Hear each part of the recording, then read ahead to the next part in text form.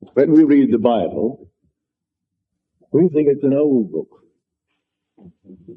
describing things that happened unnumbered years ago. Yet I tell you, it's contemporary. We read about the flood, and we think, well, certainly that happened unnumbered. If it ever did happen, it happened unnumbered years ago.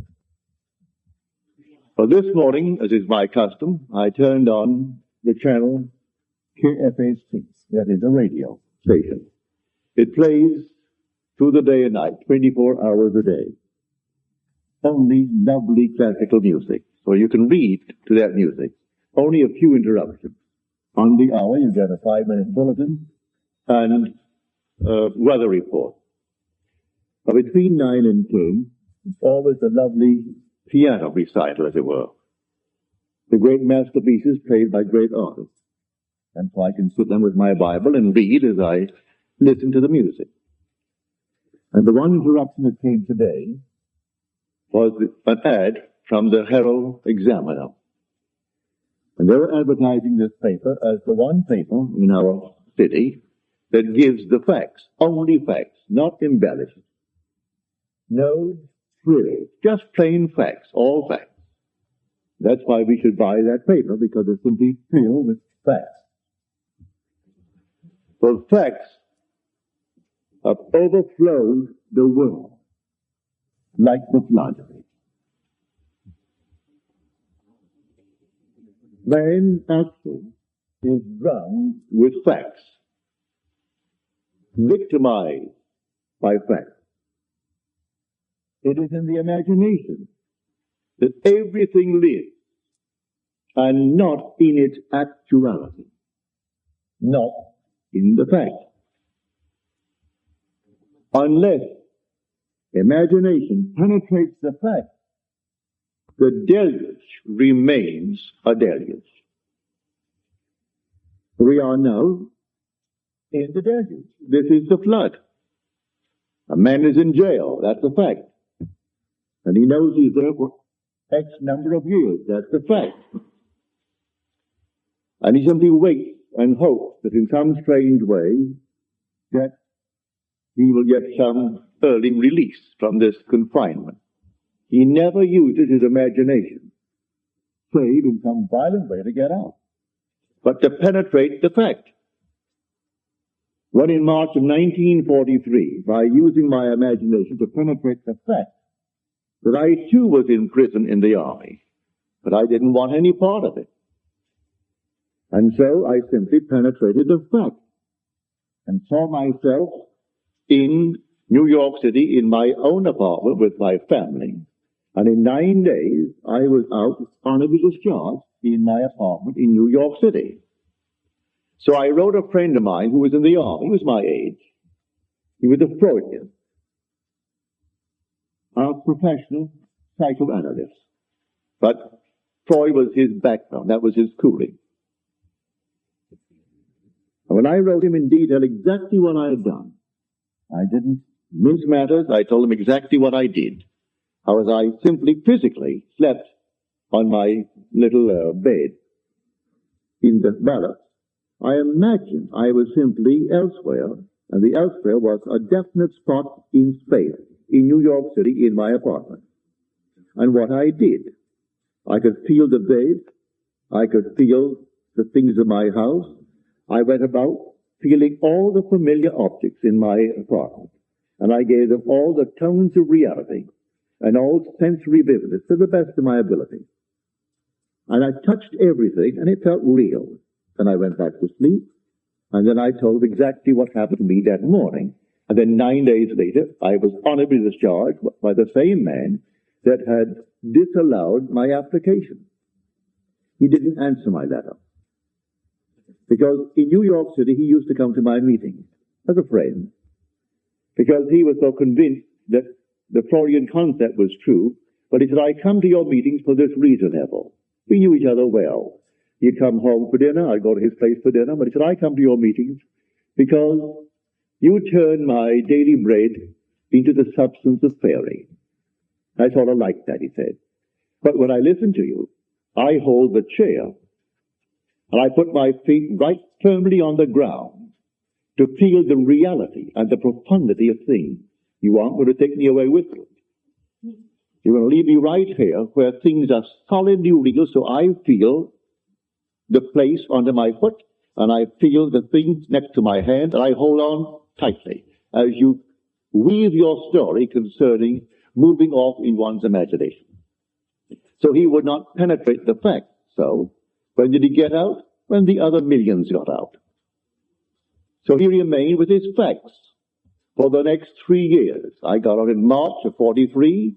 He came home to New York City in 46, demobilized as the other millions and millions of boys were. He could not let go of the facts. This is the flood. No other flood. This is the flood. We are drowned with facts, victimized by them. Now, does the Bible teach this story of getting through the facts using my imagination? It certainly does. Now, let me take you into the 27th chapter of the book of Genesis, the first book, the book of the beginning. If you're not familiar with the story of Isaac and his two sons, they were twins. Let me just refresh your memory if you've forgotten. It is said in the story that Isaac had, that is, his wife had the two sons, Rebekah, but he was the father of the two sons, Esau and Jacob. It is said that Esau was a hairy one. He came out first. And then Jacob came out second, and he had no hair. He was completely hairless, while Esau was covered in hair from head to foot. But he was the first. One was called Esau, and one was called Jacob, because he came out second and supplanted the other. Now we are told that when the father Isaac was old, and his eye was dim so that he could not see, in other words, he was blind, he said to his son Esau, I cannot see, and my days are numbered. I want you to go into the fields and hunt, and bring me some well-prepared, tasty venison as I like it, savory venison. We are told that Rebekah, who loved her second son more than she did the first, overheard the conversation between Esau and his father. And then because she loved Jacob and wanted Jacob to get the blessing, for the father feels his days are numbered, and he must now give his blessing to one of his sons, and the first one must get it. So the mother told Jacob what she had heard, and then suggested that we take one of the kids from the flock, and we kill it, and take the skins of the kid and put it upon you, so that you will have the appearance of Esau. Esau thought otherwise. He said, suppose my father discovered it. I mean, Jacob said, suppose my father discovered it. And the mother said, leave that to me. It will be on my shoulder if he discovered it. And send Jacob into the field to bring a kid. Well, he took that kid and brought it tastily prepared for his father. He came quickly into the presence of the father. And the father said to him, come near, that I may feel you, my son, whether you are my son Esau or not. So Jacob came near to Isaac his father, who felt him. And then Isaac said to Jacob, the voice is Jacob's voice, but the hands are the hands of Esau. And then he blessed him. He gave him his blessing. He had no sooner left the presence of his father when Esau comes in now with savory venison. And the father said, well, who was it that came? For I have already eaten. Who came? And then he discovered it was his son Jacob who came with guile and betrayed him. But said the father, I have given him your blessing and I cannot retract it. And blessed he is. All will serve him. Everyone will serve him. Because I gave you the blessing and I cannot take it back. Now on the surface, you will say, now what is the story trying to tell us? Well, in this same book, in an earlier passage, we are told about the ark. build the ark with 3 decks, the lower, the second, and the third deck. Well, you think it's a huge, big building. Well, you use your imagination. You can't conceive of any building that could house all the animals of the world in pairs, and all the so-called good ones will be in 7 pairs, and enough food to feed them for 40 days and 40 nights. Well, you just simply could not conceive of it. Nevertheless, that's the story. But there are 3 decks. The obvious thing is the facts of life. Then there's the psychological interpretation of these so-called stories, and then the spiritual consummation of the story. So you have the lower deck, the second deck, and then the third deck. So here is a perfect example of the second deck. This room now is a fact. We're all in the room. It's a fact. But suppose I don't want to be here. Suppose it becomes a prison to me. Can I get out of it? If I know how to penetrate the fact. If I know that I am the ark. That all things exist in the human imagination. And the human imagination and God are one. They are one, not two. I can, in my imagination, penetrate any wall. I can now, without batting an eye, the twinkle of an eye, I can stand on the street and see this thing without a man standing before it. No problem whatsoever to assume I'm on the street and looking from the street to this platform. But you may say, well, what would that do? Well, let me do it and feel the reality, feel that solidity of the street under my foot and see this building from the street rather than looking to the street from here. If I do it and give it solidity, give it reality, I'll be compelled to go there.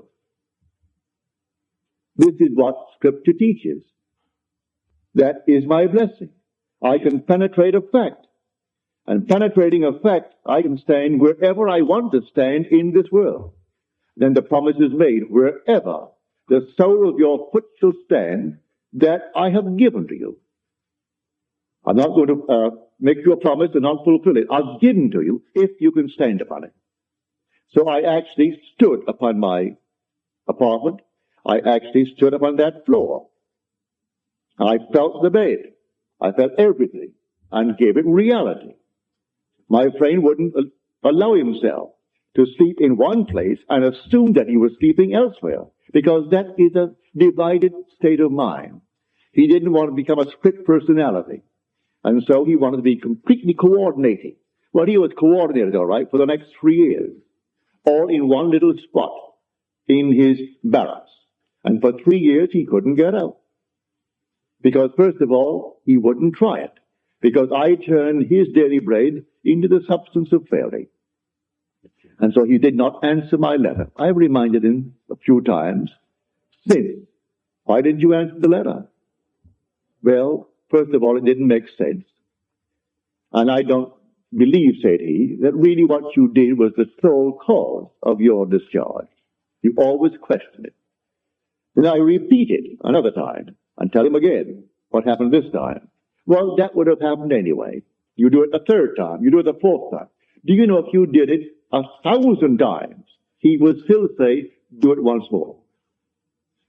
It will always happen as far as they're concerned. It just didn't happen because you did something. These things would have happened anyway.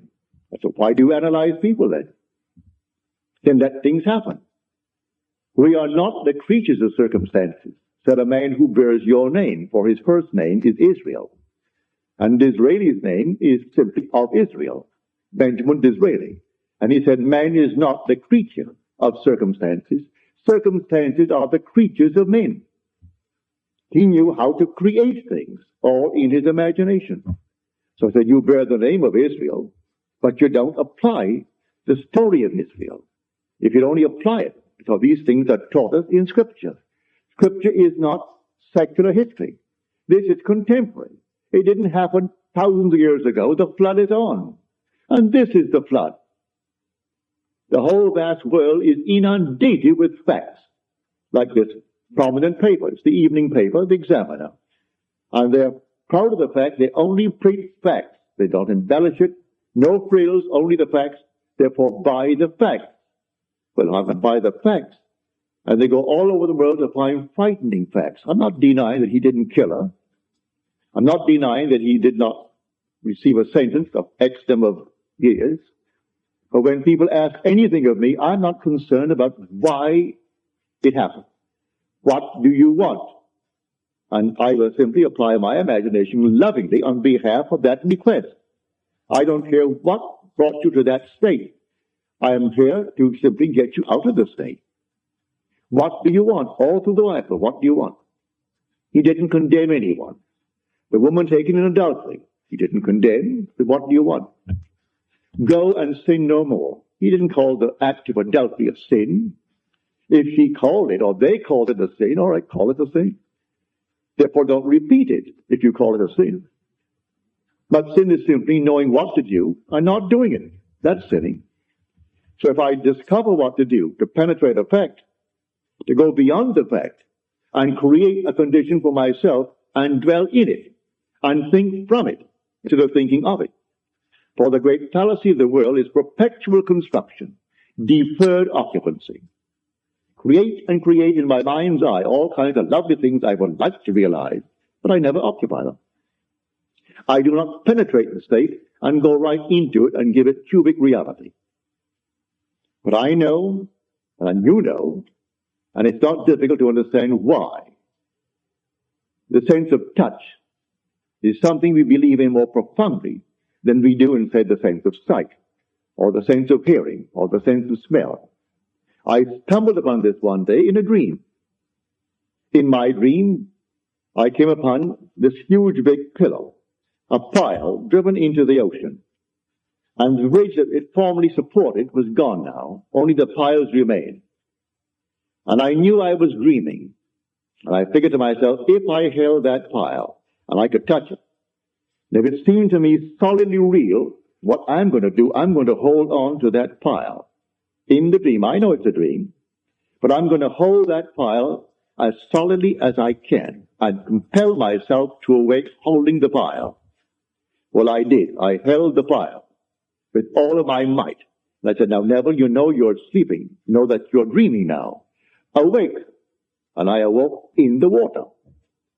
I'm actually holding that pile, and I'm standing up in what formerly I knew to be a dream. It ceased to be a dream. It's real. I'm in a world just as real as this.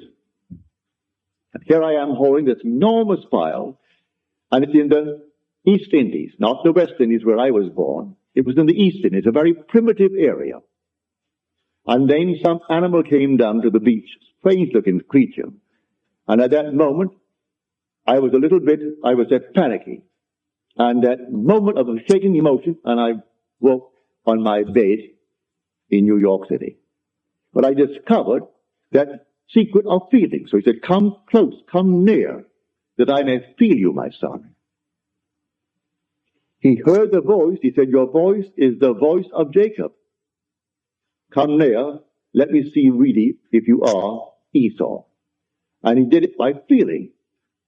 And so, lying on my bed one night, right here in Beverly Hills, many years ago, it must have been 14 or 15 years ago, I suddenly became aware that I am seeing what I shouldn't see. I am looking into the most marvelous interior of a plush hotel. It seemed that way to me. And so consciousness followed vision, and I found myself in the room. But I knew I was on the bed, so I came back to the bed. I'm still seeing the interior of this room, and I went back into that room. I came back again. I must have done it 12 or 20 times. It was fun, going into the room, and the room was just like this, real.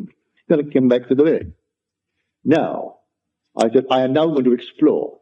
Regardless of consequences, I am going to explore. And so I went into the room. It seemed like a room 30 by 20 from the bed. When I entered it with the decision to explore, the room closed upon me and became a third of itself. Say it became 10 by 7. And I found it was a dressing room for a huge big suite. Beautifully done, but it wasn't yet occupied. It was there to be occupied, but the room at the moment, that is the suite, was not occupied. And I thought, well, now I'll go through the door. I didn't go through like some gossamer. I opened the door with my hand and I walked right through that door. I was solidly real to myself. Then I walked down the corridor. And the corridor that I walked down was intersected by the main corridor. And all the lights were on. And two ladies were coming down that corridor, the main one. But I knew this thing began as a dream. So I knew, well, all ends run true to origins. Therefore, if the origin is the dream, this is a dream. So I say to the ladies, ladies, this is a dream. This whole vast world is a dream. And then they were afraid of me. Who wouldn't be afraid of a man that suddenly appears on a place in your, I would say, walking, and tells you this whole vast world is a dream? You would think he's nuts, he's insane. And so they thought I was insane, and they got just as far as they could from me, and walked right next to the wall, duck style, one behind the other, and looking at me very suspiciously. Then I saw this object hanging from space, and it reminded me of a similar object I had seen in a friend's home in North Hollywood. So I said to them, look, see this? And I held it, and to my surprise, it isn't gossamer. This is not an after image. This is not a memory image. This is real. The thing is solid. Well, I held it, and by this time, they were way down. They took one great look as they looked back at me, and then darted into the main room. And here I am standing alone, holding on to this thing. I said to myself, Neville, you know this is a dream. The origin is a dream. The end is a dream. Come on, wake up. I closed my eyes to the obvious, and I held this thing here, and I couldn't. I opened my eyes again. I'm still standing there. But how am I going to get back to my room in Beverly Hills? I didn't know what. There was no place I could go to take me back there. But I remembered, feeling is the secret. I'm holding this here now, and it's real. It's solid. I'm solid. They saw me. They heard my voice. And I walked on, and every step was solidly real as walking on here now. So I imagined that my head was on a pillow. When I could feel a pillow under my head while I'm standing, I suddenly felt myself in a horizontal position. And my head is on a pillow. And then, all of a sudden, I could feel that pillow. But I was cataleptic. I couldn't open my eyes. I couldn't move a hand. Couldn't move a finger. And here I am, a living being in a dead body. So I said to myself, well, they'll find the body tomorrow morning, and they've got to cut it up because I'm insured for a little bit. And to prove that nobody took my life, they have to cut it up to find out why he died. Always have to ask that question. And they'll give it a name. If they can't find it, they're going to give it a name anyway. So here I am, couldn't open my eyes, couldn't move my hand. In about 15, 20 seconds, which seemed much longer than that, my little finger, I could move it. And then I could move my hand a bit. Still couldn't open my eyes. And we were sleeping in a double bed. So I pushed my hand out, my left hand, and I could feel the warmth of my wife's body. Pardon me. At that, I knew I was back on my bed. In another 15 or 20 seconds, I could, with great effort, open the lids of my eyes, and here came all the familiar objects on the walls, on the bureau, and everything returned to consciousness. Now, I stepped into a world just as real as this. I am telling you, there are worlds within worlds within worlds, and they're all here right now. Just like turning on a radio. And you turn it ever so slightly, and you have a new wavelength and a new station coming in, bringing something entirely different, and they're not interfering with each other. And these worlds are all here now, and they're people, just as we are peopling this world. And they're just as real as this world. It's terrestrial. And it doesn't, you don't walk for it. I was on the bed. I seemed to walk into it. I would say, 10 feet away? But the same area permeated the bed, and the bed did not obstruct it. And that world into which I stepped did not obstruct the house that I lived in Beverly Hills. It's all here, the whole vast world. Worlds within worlds within worlds. So I tell you, facts or the flood. That's the deluge. There was no other kind of flood. We are actually inundated with the facts of life. And these facts, we change them every day. Today, this is the cause of so-and-so. Tomorrow, that's not so. It's another cause you found. And then the next day, another cause. But while we haven't found the next cause, we believe that to be the fact. And we worship the facts. So I tell you, all things are in the human imagination. Man is all imagination. And God is man. And exists in us, and we in him. The eternal body of man is the imagination. And that is God himself. There is no other God. It's all your own wonderful human imagination. And the one thing the whole vast world aches for is the awakening of the imagination. And when it comes with the birth of the promised child, which sets a man free from the horrors of this world we call the world of nature. For nature is simply that principle on which depends the sameness of forms in transmitted life. And so the thing goes over and over.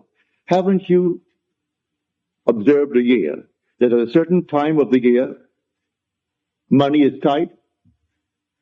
All of a sudden it flows, and then at a certain time of the year, it's tight. Why? It's a habit.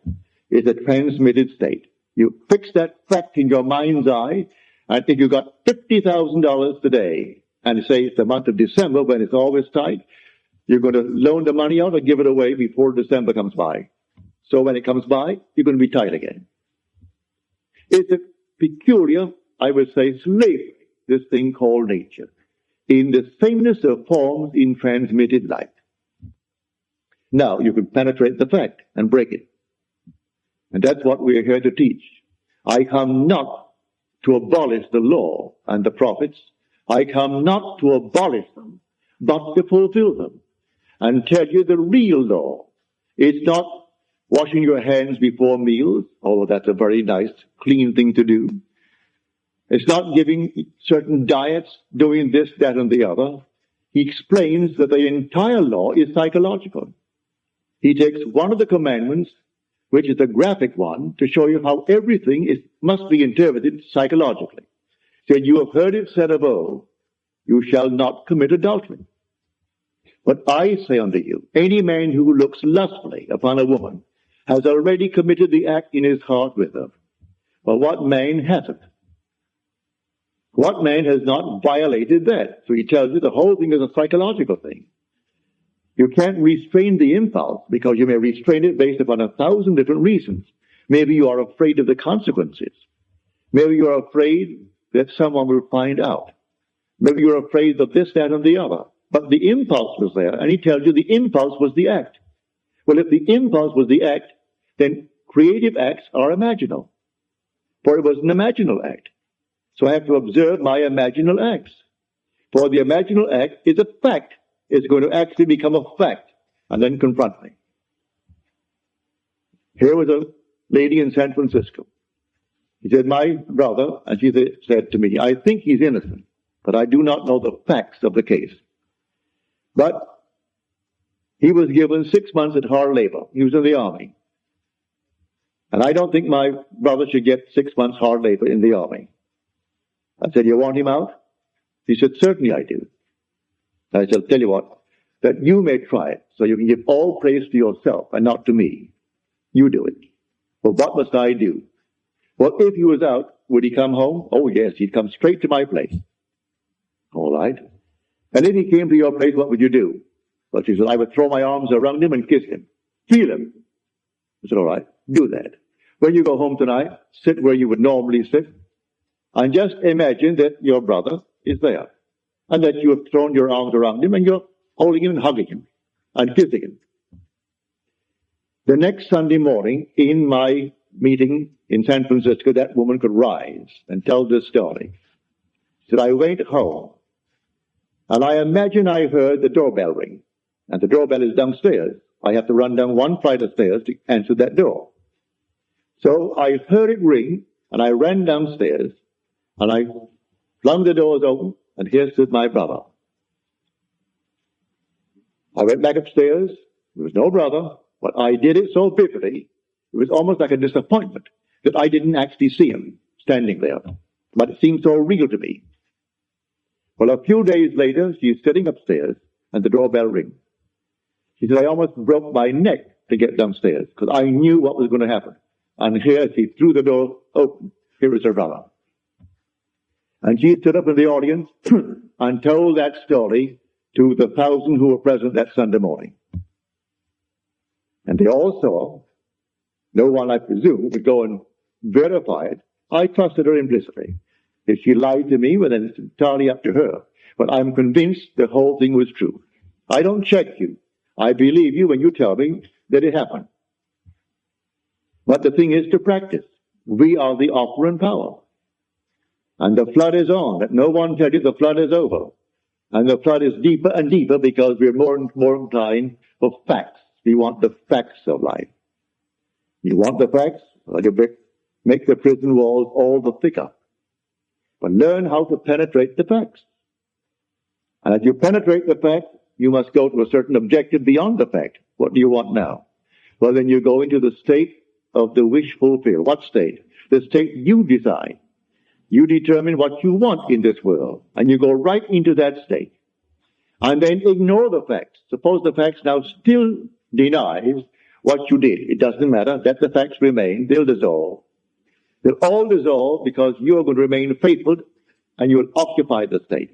No longer are you going to construct it and not occupy it. You're going to occupy the state. And as you occupy the state, it's going to work. You can do that with a job. A friend of mine in New York City, he came from out west.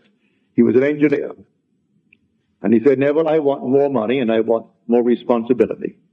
I want to work for a certain firm. I said, do you know where they are? He said, yes, on Madison Avenue. They do international work. They build bridges, they build dams, they build things all over the world. I would like a job that would send me away because I would get 3 times the salary. I said, well, go to the place and see where you would sit if you got the job there. Before they send you off, you'll work in the home office first, wouldn't you? I think so. Well, go up there and just take a good look. He walked into the place, picked out the desk, picked out the place, and then he assumed when he got back home, he was seated at that desk. And that was his job, and he named the sum of money, which was a considerable sum of money. He and his wife and daughter used to come to my meetings. Within a month, he was in that job, and within 2 weeks, he was on his way to the Near East, building bridges. Unfortunately, in a way, he did not live very long. He was a young man, but in about 3 years, he was gone. Heart attack, he was gone. But he would have gone anyway, whether he was here or there. For we come on time and we go on time. But at least before he departed this world, he found the principle, which he will carry with him into the next world. For there is no death. He is restored to life in a world just like this, clothed in a body just like his, only young. Young as he was then, he'll be younger. But he has at least the memory of what he did to get what he wanted, and it worked. And so now he goes with the principle in his mind's eye. So when you tell me that your dreams, and that you in your dreams are applying this principle, as the lady tonight, she is there, told me her dream. I asked her to write it out for me. But right in the dream, she's actually discussing with others this principle of imagining and how you imagine a certain state and you produce into this world. And that there's nothing in this world that dies. All things are restored to life. And she's carrying on this conversation in her dream. Well, to me, that's most flattering and very thrilling. When you can carry it beyond into what the world will tell you is a state where you're not in control of vision, that you are simply the slave of vision rather than its master. You don't direct it, you simply follow it. Well, she didn't follow it, she directed vision. And when you get to the point that you can direct in what they call a state called dream, where you are not supposed to be in control, you're simply the victim of your vision. But she's not the victim of her vision, she actually controls the vision. And so the day will come, it's inevitable. We all take off the garment. But I tell you that you're going to find yourself completely restored, instantly. Not waiting for anything, instantly restored. In a terrestrial world, with problems that you have here, but you'll know how to solve them. You will solve the problems because you know the principle. So the flood is on. The whole Bible from beginning to end is contemporary. Jesus is not something that died. He is something that lives within man. He is dwelling in man. God himself came and comes into human history in the person of Jesus, in you, in me, in everyone in the world. And the day will come, you'll know it. And you are the Lord Jesus. But asleep to what you are. The day will come, you'll be completely awake to the fact that you are the Father. And then you will know. I've been asked, why do you express it all the time? It's important, it's so important about the Father.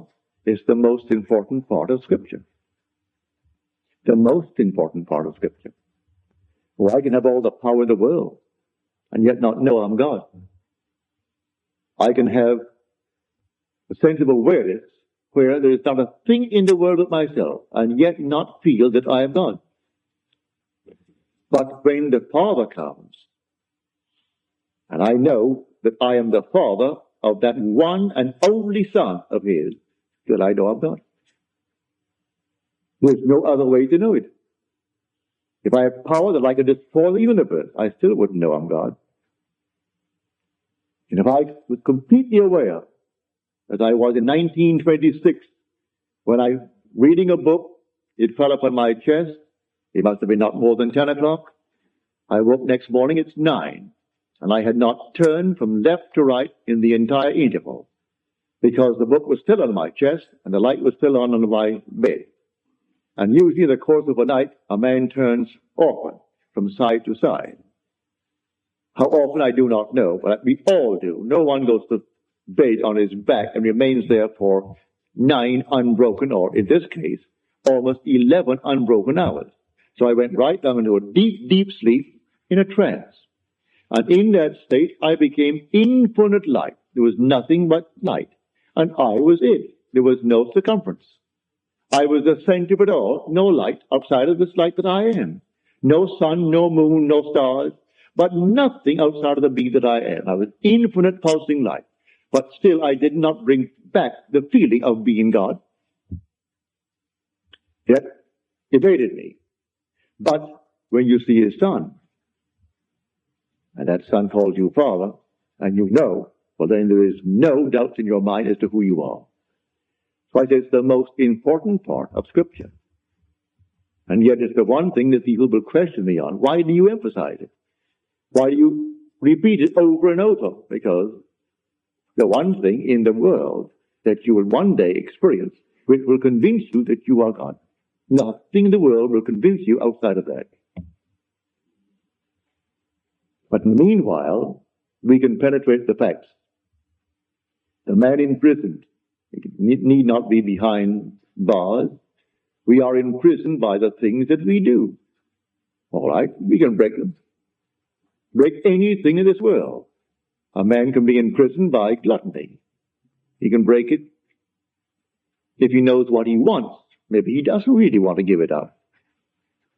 If he wants to give it up, let him create within his mind's eye a scene, a simple scene that if he had given it up, a friend or some relative would know. And he doesn't brag about it. They simply know. And it's a normal discussion that he has no longing for it anymore. He has no desire for it. Didn't take any drugs for it. Didn't do anything to beat it. It just simply, it wasn't there. Like certain taste that we have in this world, all of a sudden, you've had it, you've saturated yourself with it, and you don't want it anymore.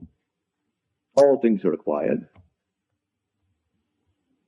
Today I like, for instance, a thing called an oyster. Love them, especially those lovely Eastern oysters. But the first time I had an oyster, I thought I'd die. I was a small boy, I must have been about 9 or 10. And I went down to It was then called the Virgin Islands, owned by Denmark. They're now our islands, St. Thomas, St. John, and St. Croix. And my mother said to me, now, Neville, you're going to a strange place and they speak Danska. You don't understand the language, but you'll get by. But you're going to a boarding house, and there may be 20 or 25 boarding. You'll all sit at one big table together. Now, you're a boy, and you do not know their habits, so watch what the lady does. And whatever she does, you do it. Well, I sat down at the table, and then here was this plate of oysters. I'd never seen an oyster in my life before. And then all the little things before it. But I saw this lady take a little fork from the side. I picked up my fork. And then she took little horseradish. She took something else. Then she took a little Tabasco, did all these things to it. Then she stuck it into this oyster and dipped it into all that she had done. She closed her eyes and she ate as though you had honey in your mouth. I expected the same thing. So I did the same thing. And when I got that thing in my mouth, Lord, it wouldn't go down. I couldn't bring it up. I'm not supposed to bring it up. Mother told me that. And so it stopped. But the funny part about it, I not only had that one, I looked down to find there were 5 others. And they had to go down. Well, that was my introduction to oysters. But now today, I love them. I acquired the taste of oysters. The first time I had a drink, well, I can't tell anyone that it was something like honey to me, but I acquired the taste, and today I thoroughly enjoy a drink. I try not to go beyond a certain point, because I want to keep my faculty alive, but I enjoy a drink. I've tried and tried and tried to acquire a taste for smoking, like can. Therefore, I gave that up when I tried it for about 6 months. I couldn't do it. I was then only 21 or 22, and I couldn't seem to enjoy a cigarette or a cigar or anything. It made me sick. So I gave it up. Never acquired it. But all the other things you have acquired. You don't come into the world with these tastes. You acquire these tastes. You can acquire the taste of living in comfort. You can acquire the taste of living as a gentleman, as a lady. Acquire the taste. You want to actually live like a lady, live like a gentleman, with no pressure to pay the rent, no pressure to do these things. All right. Assume that you are that lady, you are that gentleman. Penetrate the facts. The facts tell you that you are not. You don't have it. Penetrate the facts and live in the state as though you had it. And may I tell you from experience, you will have it. You will actually have it. Don't ask me how. The ways and means are contained within the state that you enter. So you enter a state, and it contains all that is necessary to externalize that state. So pick out your state, a lovely state, and go right into that state and dwell in it. I call that occupying the state and thinking from it instead of thinking of it. Just as you now think from your present state with all the facts around you to anchor you into it, get into another state, all in your imagination, and the facts will appear to anchor you into that state. And the day you tire of it, you can get out of it and go into another state. You know, when you move into a new home or move into a new city, you have to actually adjust yourself to it. Well, you are the pilgrim passing through unnumbered states. The states remain, but you, the pilgrim, pass through them. Like a traveler passing through a city. The city remains, but you, the traveler, pass through it. So you go right into another city. You don't rub out the state. Poverty remains a state. When a man who was once poor moves out of it. So he moves out of poverty into the state of affluence. But he doesn't destroy the state of poverty. Anyone can fall into it. So Blake said, I do not consider the just or the unjust to be in a supreme state, but only to be in these states of sleep, which the soul may fall into in its deadly dreams of good and evil. So it toys with this state, and it finds itself enamored with the state, and it falls into it. He's not supreme because he's wealthy, and the other one is not ignored because he's poor. It's a state. Don't condemn the occupant of the state. The state is the thing, but the occupant is God. For the occupant in a state called poverty, he's saying, I am, before there's a poor. He doesn't say I am poor, meaning he's different. as far as I am goes, from the one who says I am rich. The same I amness that occupies the state of poverty is occupying the state of wealth. And so you can go into any state, and being in the state is God. And you wear the state that you wear clothes. But you must be consistent and actually believe it. First of all, as you're told in that 6th chapter of John, we believe and have come to know that thou art the Holy One of God. First, faith that ventures on a possibility.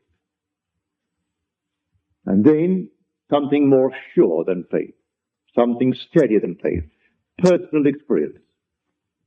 You venture. That's faith. I will actually believe you now.